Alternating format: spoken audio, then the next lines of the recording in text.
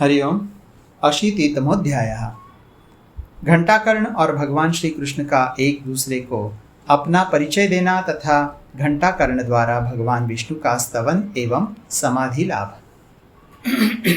वैशंपायन जी कहते हैं, जन्मेजय, तदनंतर उन भगवान श्री कृष्ण ने उन दोनों महाभयंकर मांसभक्षी पिशाचों की ओर देखा जो हाथ में विशाल मशाल लिए वहां आए हुए थे। उन दोनों पिशाचों ने भी सुखपूर्वक आसन पर बैठे हुए लोकेश्वरों के भी ईश्वर देवकी नंदन श्री कृष्ण को देखा। उन्हें देखकर वे दोनों पिशाच उन केशव के निकट गए और उन्हें अपने बीच में करके उनसे इस प्रकार बोले, मानव प्रवर, आप कौन है?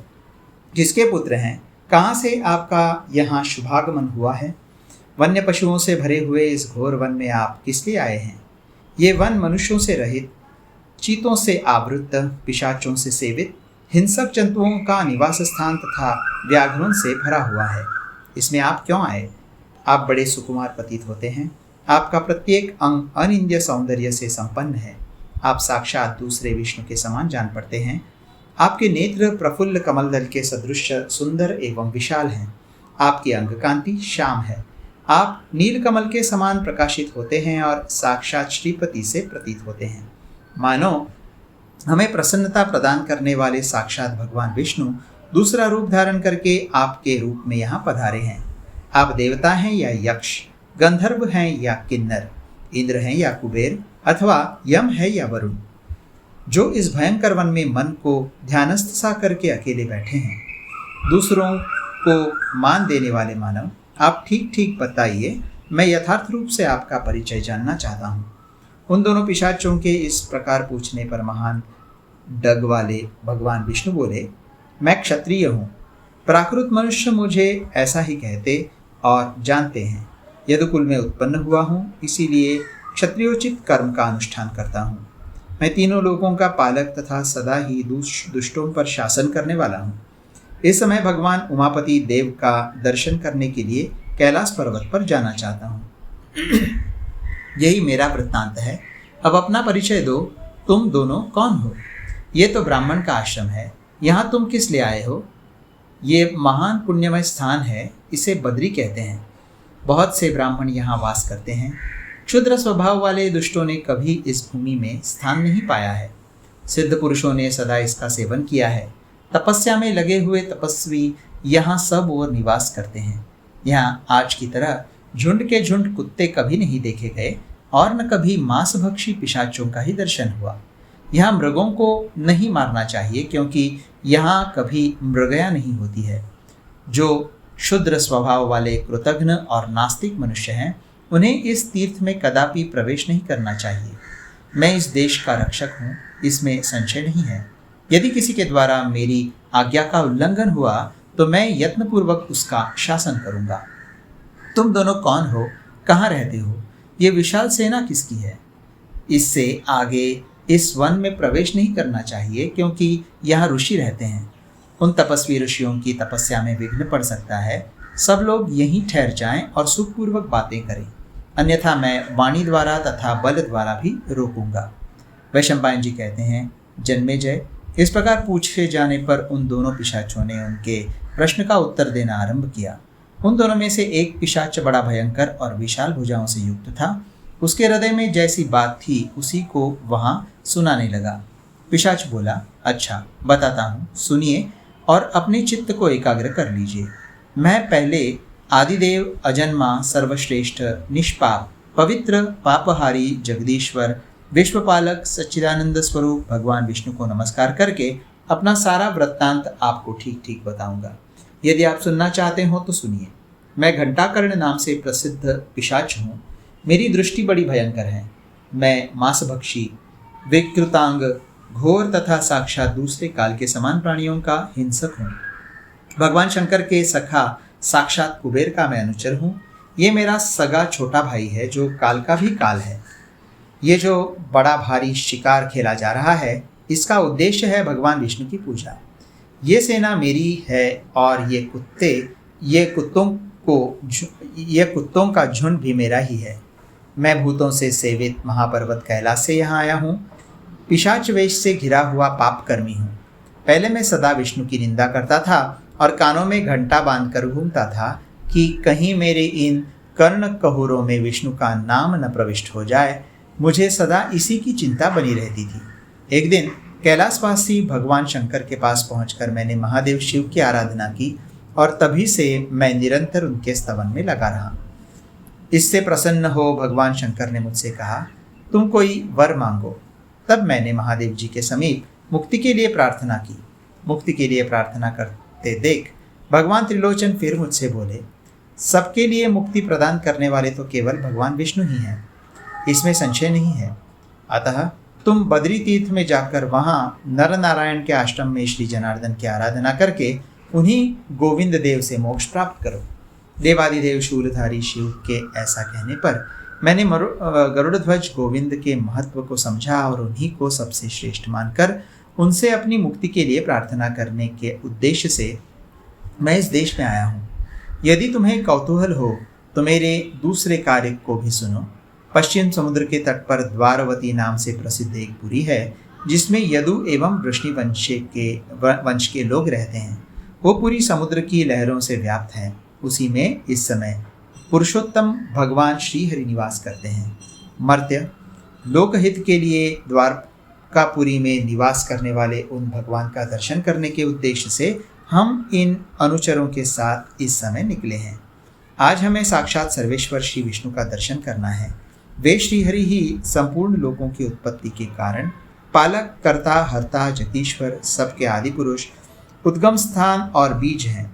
जो श्रीहरि समस्त जगत के कर्ता, पुराण पुरुष, प्रभुओं के भी प्रभु और सत्य स्वरूप हैं, उन अग्निदेव, उन आदिदेव, वरदायक एवं वरेण्य भगवान विष्णु का दर्शन करने के लिए इस समय हम सब लोग उद्यत हैं। जिनके कृपा प्रसाद से प्राणियों, गंधर्वों और बड़े बड़े नागों के समुदाय से युक्त ये जगत इस रूप में प्रकट हुआ था, उन जगत की उत्पत्ति के कारणभूत अजन्मा देव जनार्दन हरि का दर्शन करने के लिए इस समय हम सब लोग उद्यत हैं। कल्प के आरंभ में जिनके उदर से यह विश्व प्रकट होता है और कल्प के अंत में पुनः उसी में लीन हो जाता है, स्थिति काल में भी यह सारा विश्व जिन साक्षात श्रीहरि के ही अधीन रहता है, उन पुरुषोत्तम देव श्रीहरि का हम दर्शन करेंगे। जो विष्णुदेव इस संपूर्ण जगत के सृष्टा हैं तथा जो श्रीहरि ही इसका पालन और संहार करने वाले भी हैं, उन आदि पुरुष, पुरातन देवता, प्रभावशाली, अविनाशी, नित्य स्वरूप भुवनेश्वर श्रीहरि का हम नित्य दर्शन करेंगे। वे एकमात्र श्रीहरि ही अजन्मा ब्रह्मा जी के भी उत्पादक, जगत के रक्षक और भूतल के निर्माता हैं। योग से विशुद्ध बुद्धि वाले उन परमेश्वर को हम लोग ध्यान योग की साधना करके प्राप्त करेंगे। हमारी चित्तवृत्ति उन्हीं से व्याप्त है। जगत के पालक और तीनों लोकों के निवास स्थान श्रीहरि प्रलय काल में संपूर्ण विश्व को अपने भीतर निकलकर साक्षात शिशुभाव को प्राप्त हो अक्षय वट के पत्र पर दोनों पैर फेंकते और हाथ हिलाते हुए शयन करते हैं। जिनके उदर में प्रवेश करके पुरातन देवर्षि मार्कंडेय मुनि ने उन्हीं की माया से इन संपूर्ण लोकों का दर्शन किया था, उस समय वहाँ यह सारा महान विश्व यथावत रूप से उसी प्रकार स्थित था जैसा कि पहले उनके उदर से बाहर अनुभव में आया था। पूर्व काल में इस संपूर्ण जगत को अपने भीतर लीन करके वे महात्मा पुरुषोत्तम एकारणों के जल प्रवाह में शयन करते थे और देवी लक्ष्मी हाथ से चंवर डुलाती हुई उनकी सेवा कर रही थी। जगत की सृष्टि के प्रारंभ काल में जिन भगवान की नाभि से स्वर्ण के समान कांतिमान एक विशाल कमल प्रकट हुआ, जो अपने दलों के साथ सुशोभित होता था, वो विस्तृत कमल ही लोकगुरु ब्रह्मा जी का जन्म स्थान था। जिन महान भूतनाथ विष्णु ने आदिकाल में मुनियों द्वारा प्रशंसित विग्रह वाले वराह रूप होकर महान मेघ के समान गर्जना करते हुए अपनी ताड़ के अग्रभाग पर पृथ्वी के मूल भाग को स्थापित करके उसे जल से ऊपर उठाया था, जो पुराण पुरुषोत्तम प्रभु श्रीहरि समस्त जगत के कर्ता, साक्षी, यज्ञ रूप एवं यज्ञ के अधिपति हैं और समस्त जगत का पालन करते हैं, उन्हीं परमेश्वर का दर्शन करने के लिए हम उद्यत हुए हैं। कोई आराधक उन विष्णुदेव का इंद्र आदि अनेक देवताओं के रूप में वर्णन करते हैं और कोई उपासक इन पुराण पुरुष का एक रूप में ही चिंतन करते हैं। वेदांत शास्त्र में प्रतिपादित विशुद्ध अद्वैत सत्ता से युक्त उन परमेश्वर का दर्शन करने के लिए हम लोग उद्यत हुए हैं।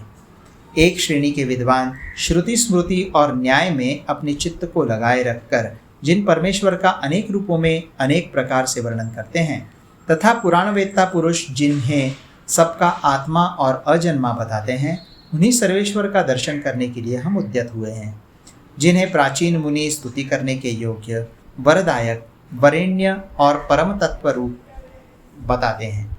साथ ही जिन्हें सर्वव्यापी और अजन्मा कहते हैं, उन्हीं जनार्दन देव श्री हरि का दर्शन करने के लिए हम लोग इस समय उद्यत हुए हैं। आदिकाल में जिन सूत्र स्वरूप जगदीश्वर में यह संपूर्ण जगत मनके की भांति पिरोया गया था, उन्हीं भगवान विष्णु का दर्शन करने के लिए हम उद्यत हुए हैं। अब इस समय और क्या है मर्त्य, अब हम अन्यत्र जाते हैं। तुम भी इच्छानुसार और कहीं जा सकते हो। हमारे नित्य नियम का भी समय आ गया है, क्योंकि आधी रात हो गई, अतः इस समय तुम इच्छानुसार जहाँ चाहो चले जाओ। इस विषय में अन्यथा विचार करने की आवश्यकता नहीं है। ऐसा कहकर उस विकराल मुख वाले घोर रूपधारी विचक्षण पिशाच ने उसी समतल प्रदेश में बहुत सा रक्त पीकर इच्छानुसार मांस राशि का भक्षण किया। तत्पश्चात जल का आचमन करके वहीं पार्श्व भाग में अपनी साधन सामग्री रख दी और आंतड़ियों का महाभयंकर विशाल पाश भी वहीं बगल में डाल दिया। इसके बाद कुशयुक्त आसन बिछाकर उसकी शुद्धि के लिए जल छिड़का और अपने सभी कुत्तों को बड़े प्रयत्न से दूर हटाया। तदनंतर सुखासन पर बैठकर वो कुत्ता पालक पिशाच समाधि के लिए यत्न करने लगा। उस समय वो भयानक पिशाच एक चित्त हो भक्तवत्सल भगवान केशव को नमस्कार करके इस मंत्रमय स्तोत्र का पाठ करने लगा। उन चक्रधारी भगवान वासुदेव को नमस्कार है। सबके भीतर निवास करने वाले देवता आप बुद्धिमान गदाधर को नमस्कार है। प्रभावशाली सर्वव्यापी सच्चिदानंद घन नारायण देव को नमस्कार है। केशव, आपके कीर्तन से मेरे मन की शुद्धि हो जाए। इंद्रियों के नियंता नारायण, अब पुनः मुझे ऐसा दुखप्रद भयंकर जन्म न प्राप्त हो। मैं आपके स्मरण से देवदूत हो जाऊं। प्रभु, आपके चक्र के प्रहार से मेरा यह शरीर नष्ट हो जाए और फिर मुझे यह संसार बंधन प्राप्त न हो, यही मेरी प्रार्थना है। आप याचकों के लिए कल्पवृक्ष हैं, सदा सबके दाता हैं। देवेश्वर, जहाँ जहाँ मेरा जन्म हो वहाँ वहाँ आप मेरे हृदय में विराजमान रहें, यह मेरी दूसरी प्रार्थना है। देव, आपको नमस्कार है। देव, आपको नमस्कार है। इस प्रकार मेरी प्रार्थना सदा निर्विघ्न चलती रहे। देव, आपको सदा ही मेरा नमस्कार है। जब मेरा मरण काल उपस्थित हो, उस समय मेरी स्मरण शक्ति में भ्रम न उत्पन्न हो, मैं उस समय भी आपका ही स्मरण करता रहूं। देव, प्रतिदिन और प्रतिक्षण मेरा चित्त आप में ही स्थिर रहे। आप मुझे ऐसी ही प्रेरणा देते रहें। आपके चित्त में कभी ऐसा भाव ना आए कि यह क्रूर है, पिशाच है, इस पर क्या दया हो सकती है। प्रभु देव, आप तो ऐसा ही विचार करें कि यह बेचारा मेरा सेवक है। भगवान प्रभु, आपको नमस्कार है। आप ऐसी कृपा करें जिससे मेरे द्वारा दूसरों को पीड़ा न पहुँचे तथा अब मेरी इंद्रियां विषयों में न फंसे। केशव, अंतकाल में आपकी कृपा से मेरी भी ऐसी स्थिति हो। पृथ्वी मेरी घ्राणेन्द्रियों को ग्रहण करे, जल मेरी रसनेन्द्रियों को अपना ले, सूर्य मेरी नेत्रेंद्रियों को तथा वायु मेरी त्वचा अपने में संयुक्त कर ले। इसी तरह आकाश भी मेरी श्रवणेन्द्रिय को अपने में मिला ले तथा प्राण मतलब चंद्रमा मेरे मन से संयुक्त हो। हरे, जल सदा मेरी रक्षा करे, पृथ्वी भी रक्षा करे। विष्णु, सूर्यदेव मेरी रक्षा करें। आप सूर्य के समान तेजस्वी हैं, आपको नमस्कार है। जनार्दन, वायु और आकाश दुख से मेरी रक्षा करे। देव, सर्वस्वरूप परमात्मा के चिंतन में लगा हुआ मेरा मन विषय और भेद बुद्धि की रक्षा न करे, अर्थात वह न तो विषय परायण हो न भेद बुद्धि को ही अपनाए। इसके विपरीत यदि मन घोर विपर्यय मतलब विषय सेवन आदि में फंस जाए तो वह पुरुषों का नाश कर डालता है, दूसरों के पीड़न रूप पापों में फंसा देता है। देव जनार्दन, आप मेरे उस मन की बारंबार रक्षा करें। मेरे मन में मलिनता न रहे, मेरा मन निर्मल हो जाए, क्योंकि जीव का जो मलिन चित्त है वो उसे नरक में गिराता है। मन के शुद्ध होने से बाह्य इंद्रियां भी निर्मल हो जाती हैं, और यदि मन मलिन हो तो वे इंद्रियां भी मलिन होने के कारण इस जगत में कोई सत्कार्य नहीं कर सकती। केशव, जो मनुष्य अपने अपवित्र मन को मुट्ठी में किए बिना केवल अंगों को बाहर से प्रक्षालन करता है, उसे क्या लाभ होगा? उसका केवल बाहर से शुद्धि के लिए आग्रह व्यर्थ ही है। अतः जनार्दन, संपूर्ण प्रयत्न द्वारा आप मेरे चित्त की रक्षा कीजिए। जीवों की याचना पूर्ण करने वाले देव, इंद्रियों का समूह बड़ा बलवान है, इसे रोकिए। जगन्नाथ, मेरी दुर्वह वाणी को आप परनिंदा से बचाइए। जनार्दन, मेरे मन को पराये धन और पराई स्त्री से दूर रखिए। केशव, आपकी कृपा से मेरे मन में सब प्राणियों के प्रति दया हो। प्रभु, आप में ही मेरी अविचल भक्ति हो और समस्त प्राणियों के प्रति दया हो। इस विषय में बहुत कहने से क्या लाभ, मेरी ये एक ही बात सुन लीजिए। देवदेवेश्वर जनार्दन, सुख में, दुख में, राग और भोजन में, चलने फिरने में तथा जागृत और स्वप्न अवस्थाओं में सर्वत्र आप में ही मेरा मन रमण करे। आपको नमस्कार है। इस तरह बोलता हुआ वो अत्यंत भयंकर पिशाच, जो केवल जाति से निम्न कोटि का था, हृदय से नहीं, समाधिस्थ हो गया। वो महान भगवत भक्त था। वो मांसभक्षी पिशाच अपने शरीर को आतड़ियों के सदृढ़ पाश से बांधकर निश्चल चित्त के द्वारा सुखपूर्वक संयत भाव से बैठ गया और जगत की उत्पत्ति के कारणभूत पीतांबरधारी मंगलकारी सर्वव्यापी श्रीहरि का ध्यान करने लगा, जो नित्य शुद्ध ज्ञानगम्य समस्त देहधारियों के कारणभूत रोग शोक से रहित एकाकार मतलब अद्वितीय और आदि पुरुष हैं। उन मुकुंद देव का चिंतन करने लगा। नासिका के अग्रभाग पर दृष्टि जमाए सनातन ब्रह्म स्वरूप प्रणव का जप करते हुए वायुशून्य प्रदेश में जलने वाले दीपक की भांति अविचल भाव से स्थित हो वो निरंतर प्रणाम एवं मंत्र पाठ करने लगा। प्रणव को वाचक मानकर और परब्रह्म परमात्मा को उसका वाच्यार्थ निश्चित करके उसने अपने चित्त को निरंतर एकाग्र रखते हुए उसे भगवान विष्णु में समर्पित कर दिया। उस विकल्प रहित चित्त को हृदय कमल के भीतर दृढ़तापूर्वक स्थापित कर दिया। शुभ दलों से युक्त उस हृदय कमल में कमल के आसन पर जगदीश्वर श्रीहरि को प्रतिष्ठित करके वो महायोगी महान मांसभक्षी पिशाच वहाँ सुखपूर्वक बैठा रहा तथा ब्रह्मा, विष्णु और शिव इन तीनों रूपों में विराजमान सनातन विष्णु का स्मरण करता रहा। इस प्रकार श्री महाभारत गिरवागरी वंश के अंतर्गत भविष्य पर्व में श्री कृष्ण की कैलाश यात्रा के प्रसंग में घंटाकर्ण के चित्त का समाधि विषयक 80वां अध्याय पूरा हुआ।